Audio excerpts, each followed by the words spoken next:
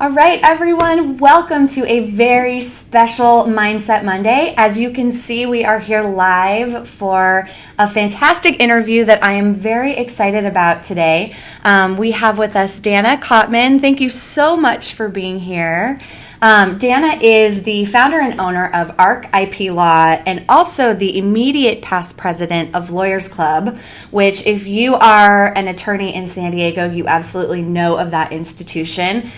If you are not an attorney in San Diego, you may still know of it because they are everywhere doing everything, but they're this amazing institution in San Diego that really fights for the rights of women and forwarding progress in the women's movement. Just an amazing organization. I'm sure we'll talk more about it. So anyway, Danna, thank you for being here today. Thank you so much for having me, Ashley. What a pleasure. It's great. Now, we have had the joy of working together over the last few years with a few different partnerships between the National Conflict Resolution Center and Lawyers Club, but the one that we really want to focus on today is this workplace equity and civility initiative that recently has started. And so I was wondering if you, just to get us started, could tell us a little bit about what the goal of this initiative is. Absolutely. It's a great place to start. So the goal of the initiative is to transform workplaces and encourage all employers to take deliberate action to foster gender equity and eliminate sexual harassment. And how we hope to accomplish that is by having them adopt policies that promote pay equity, respectful workplace speech, conduct, and language, and an environment where employees will feel safe to speak and address concerns, and education also, and just really positive engagement. So I think if you know anything about us at the National Conflict Resolution Center, you probably can see already why we are engaged with Danna and with this initiative, because things like respectful workplaces, addressing harassment, intolerance, these are all things that are at our absolute core, that are so important to us. And so tell us a little bit about how the Workplace Equity and Civility Initiative came to be, because this certainly didn't just happen overnight. It was a long time coming. No, it's been a long time in the making. Sorry, my eye is watering. I'm not crying. You're just so emotional about the topic. Yes. So yes, it is. It is a really important topic, and it's been about a year and a half in the making. And we started with kind of two separate movements. So Barbara Bree, our San Diego City Councilwoman, President Pro Tem, was working on a workplace equity initiative. And she wanted to do that because it was a response to the Me Too movement. And really looking at, well, what can we do to address eliminating harassment in the workplace? And so she formed a group of individuals that came together as a steering committee to talk about this. And as they started talking about harassment, they realized it's really an issue of inequity in the workplace, including pay inequity, the fact that, women and minorities are not paid equally, that they're not treated equally, and that there are, a number of issues then that result as it inclines itself to harassment because of the lack of being perceived equally. So inclusivity in the workplace is a very important tool, as well as how we can address equality. So it sort of turned into a Me Too equity initiative as well. Then I had been working with NCRC on a various number of initiatives. And what came from that was we were working on the Civility initiative, and I was very impressed with your trainings and the fact that we could have this bystander challenge training, which was so fantastic. And we'll talk more about that, I'm sure, as the program goes. So then that movement that you, NCRC, and the Union Tribune were partnering on was a fantastic way to address the civility component. And I thought, well, if we're treating people equally, then really that does have a component of civility. And so how about if we get these organizations together? And it was really interesting because at the same time, Steve Dinkin, your president, was also sort of reaching out to Barbara Bree to say, hey, we could collaborate on this. Some synergy here, So it kind of all came from different directions. But those two components, your efforts and Bree's efforts, were really instrumental in making what's now the Workplace Equity and Civility Initiative. And I love what you just said. You're so right. I mean, you really can't have equity without civility. You really can't have civility without equity. The two things are so integral to support each other. And so it makes sense that this came together, these wonderful efforts came together to really create this initiative where we can challenge workplaces in San Diego, but beyond, really, and beyond, we're hoping, to step up and to do this and know that this is the time, right? Exactly. That this is the time to do it. I think that is part of what we've experienced in this post-Me Too era, which is, if you're not paying attention to these issues now, then what is going to get your attention? This is the time to really step up and say we are going to be the type of company that, boldly says we are going to have, be equitable and be civil with our employees. So that's fantastic. When it seems like such a basic thing to be equitable and civil, and it's easy to say, but it's not as easy to do. Yes. And, even in your day-to-day practice, you look at, okay, what am I doing? Am I having some, implicit bias towards this person because of, who they are, or their skin color, or their gender, or something that maybe you're not even triggering on and you don't know. And those are all ways where if we just tune into our own selves and our minds and think introspectively, then we can address those issues more effectively in our workplace and eliminate those biases, which then directly advances equitable environments. Absolutely. I think we've seen a lot in our work as we've gone into companies to do some of these trainings where we're really empowering bystanders, that a lot of the individuals who are kind of at the early end of, maybe having some bias or they're unaware of it. They really aren't even aware yet that they're doing something that could later on perhaps escalate to or constitute harassment, right? Mm-hmm. And so it's that idea that if we get in early, if there's a workplace culture that supports speaking up when you see something or hear something that just isn't right, you eliminate that potential to get to that point where it's escalated to a point of harassment, where there really is a problem in the workplace.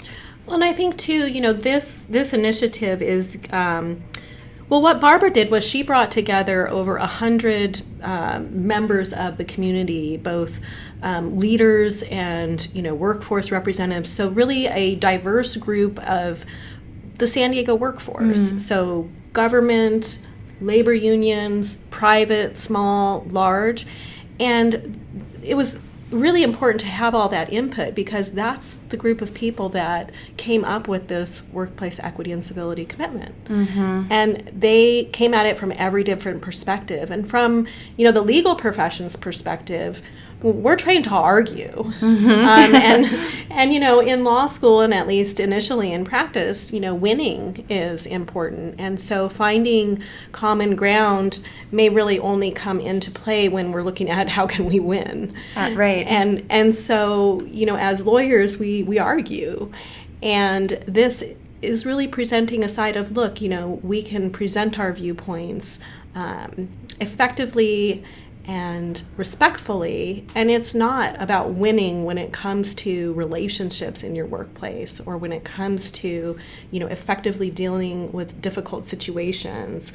Your art of inclusive communication is so helpful just for the fact of it's something you can use in everyday life. Mm-hmm.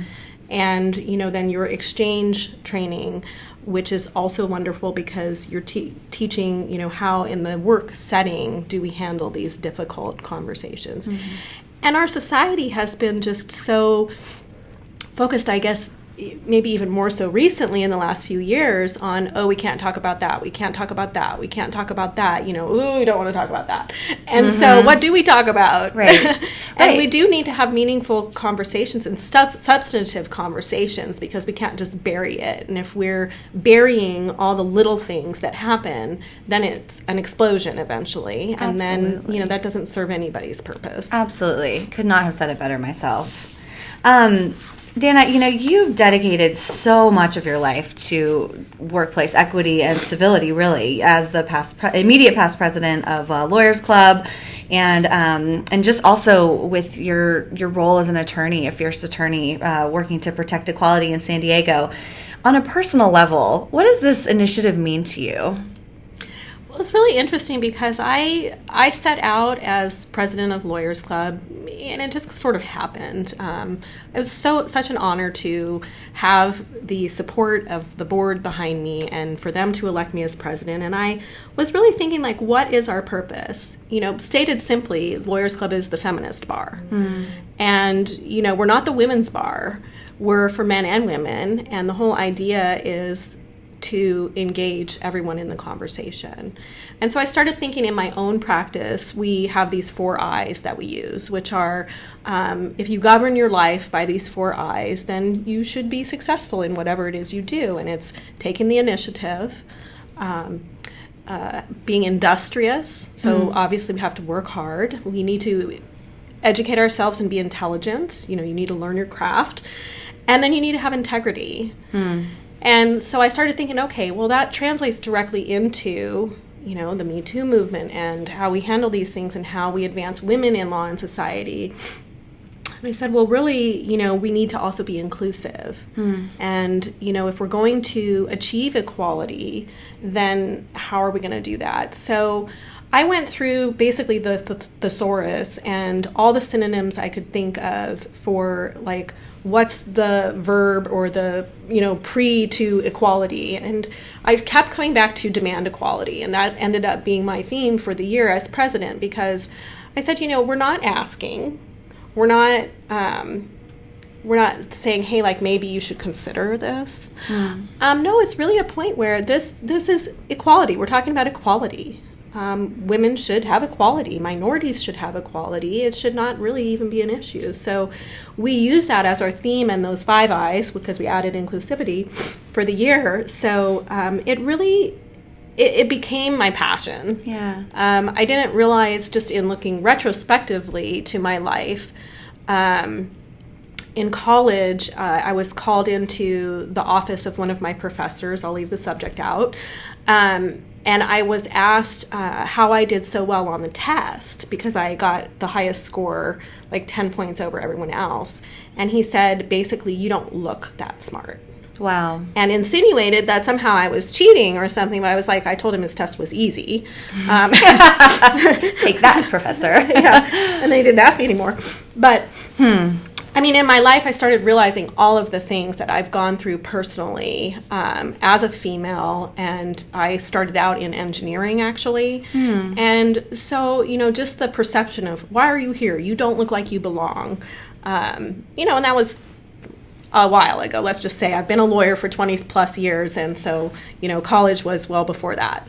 But things have changed now, but we're still not there. And so I see that with various in all forms of employment, just the lack of treating people with respect. And I think that's really what it comes down to, is if we're going to achieve equality, we need to treat each other with respect and civility.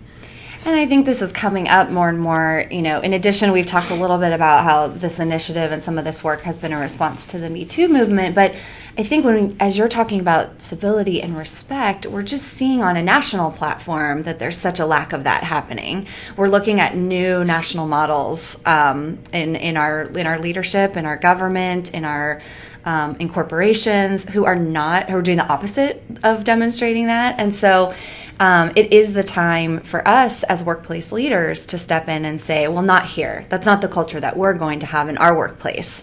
We do expect to have a respectful dialogue, engage each other, treat each other with civility, equity.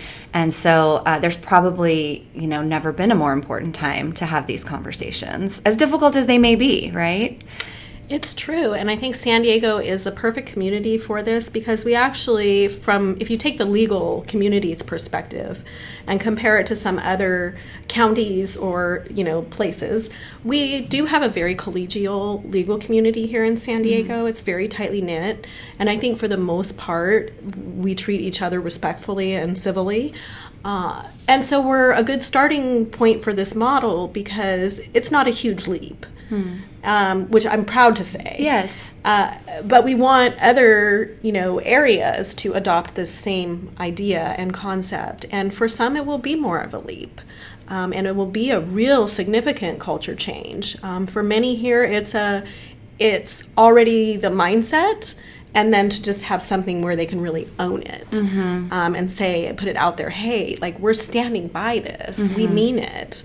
And even just having, this in our minds when you're at work and somebody at somebody, you just say, we're like, tone. Yeah, how do you step in? What's the right thing to say? That's part of the training that we'll talk a little bit about. But how do you do that? What's the right thing to say so that you can kind of like reinforce that culture that you want to have?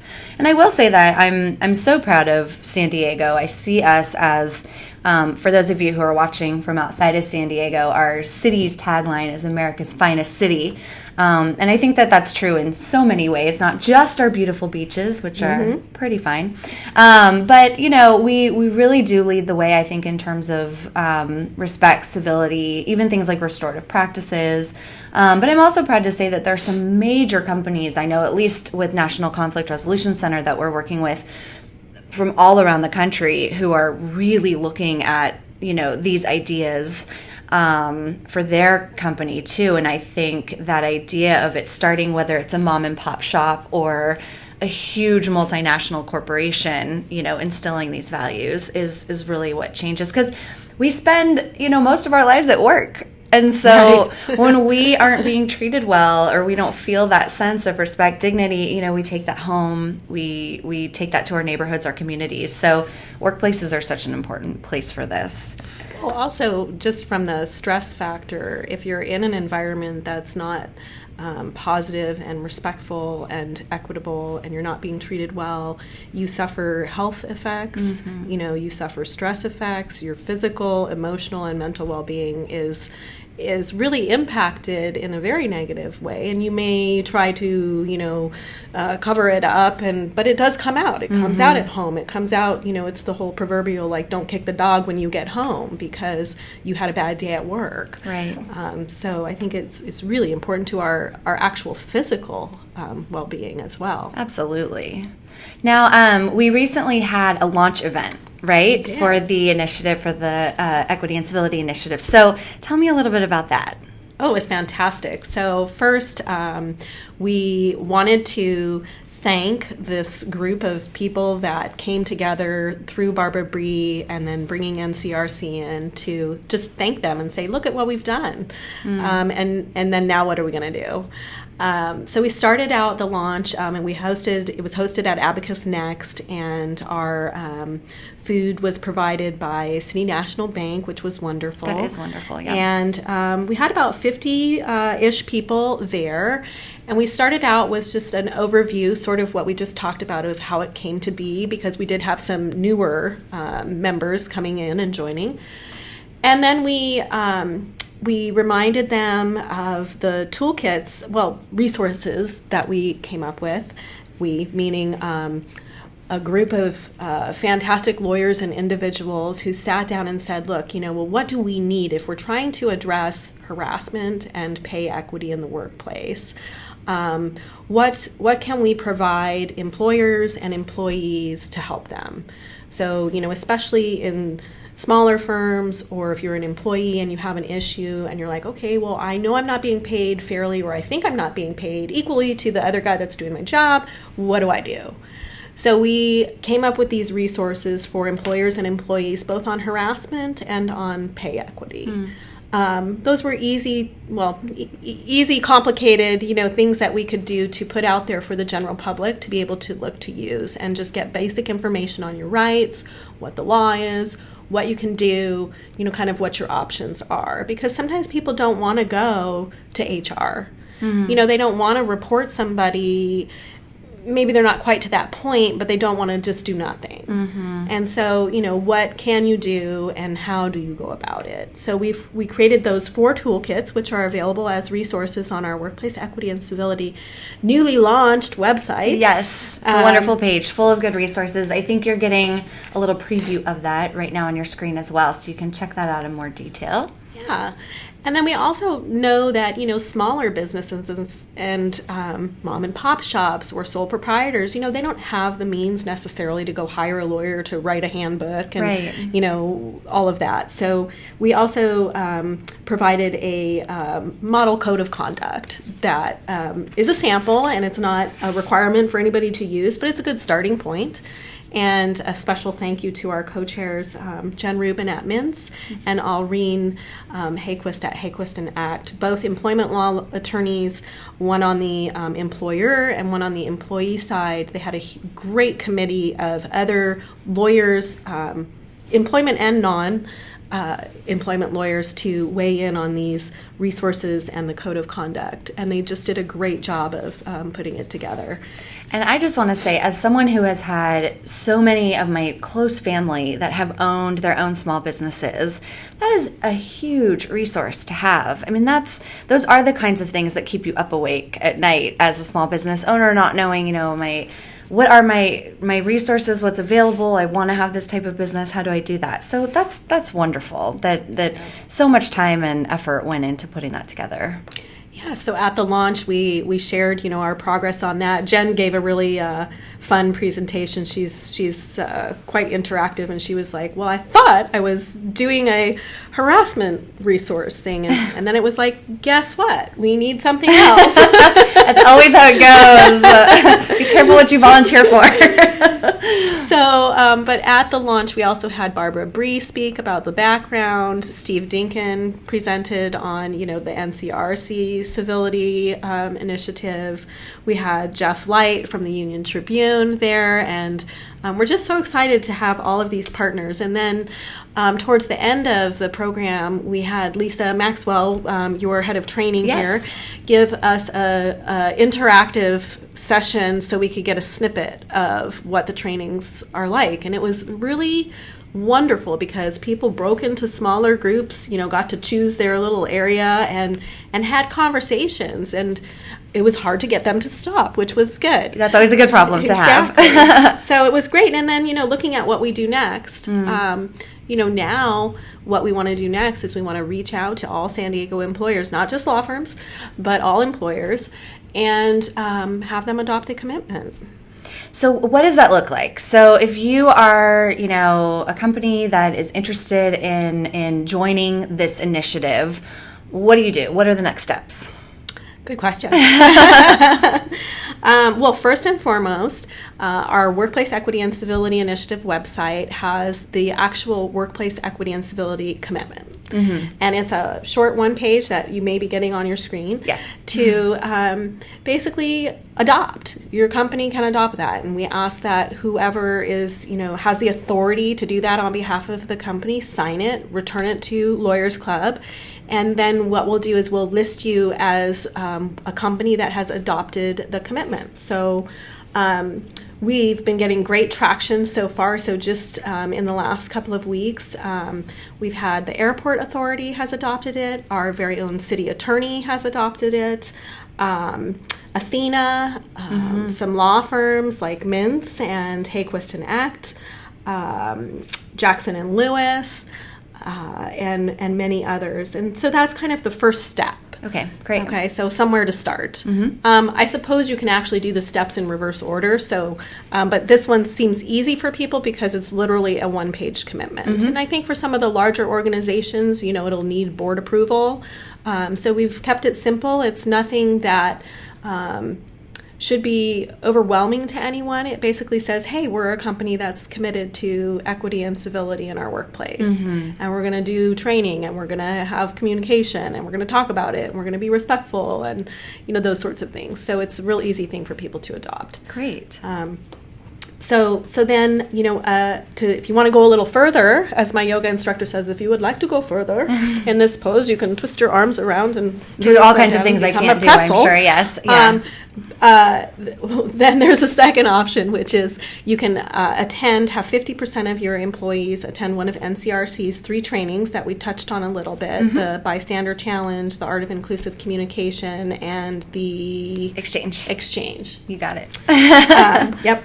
Trying to memorize it all. And if you send half of your staff there, then the partnership between Lawyers Club, NCRC, and the Union Tribune will show that you are one of the companies that has been certified. And we have a beautiful seal that we can give you to put on your website. And the Union Tribune, as part of this collaboration, is also recognizing those employers who have become certified periodically in the Union Tribune. So far we're very excited that we have, of course, NCRC and the Union Tribune have been certified, which means they've sent half of their staff to their own trainings. We have sent half of our staff to our training, yes we have, but the Union Tribune, you're right, they've been an amazing partner, and they have completely jumped into this and sent their staff, more than half of them, through the trainings. Exactly. Yes. I've been to the training and half of my staff, so I'm also a workplace certified to equity and civility. I'm very proud of that. And let's see, I am missing... Well, Lawyers Club, of course. Yes. Of course. Yes, Lawyers Club. We jumped right on board, of course. Yes. And our staff has been through the training as well. So we're very excited about that. But we want to see more. We want this to become a movement. We want... all employers in San Diego to get excited about it and not just give lip service to it, which is why we have this certification process, because it's so easy for somebody to say, yep, okay, I think I should do this because it's the right thing to do, check the box, move on, now go back to whatever we were doing before. Right. And so we really were all about, well, what's next? And so that's when really the synergy started happening with NCRC to do the what's next, because you have these fantastic trainings. You've been a long time mediator, resource in the legal community. You've helped countless people get through difficult situations through, effective communication and mediation, and just really well respected. And it was important for us to have that tie.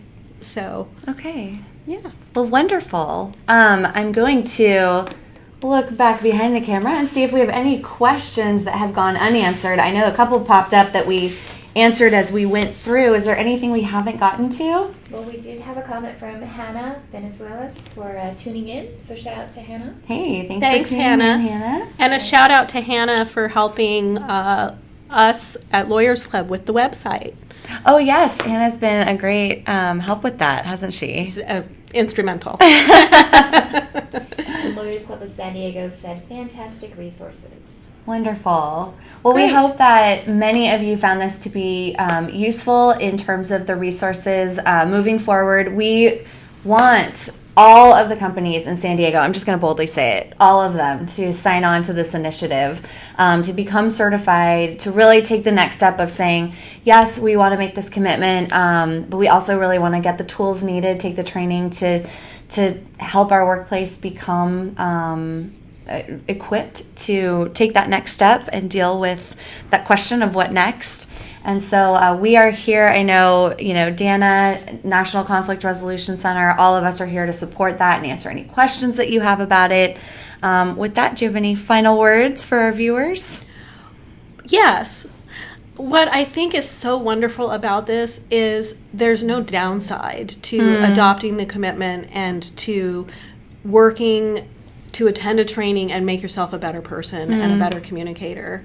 And you'll find, I hope, that the skills you'll learn, they seem almost obvious once you're directed in that way, but then you're able to utilize those skills in all areas of your life, whether it's at home, with your children, with the teachers, on the field, or at work. Yeah. So, it really is not just geared for work. Wonderful. Well, thank you again for being here. It's been a pleasure speaking with you today, and we will tune in with you next week. Bye.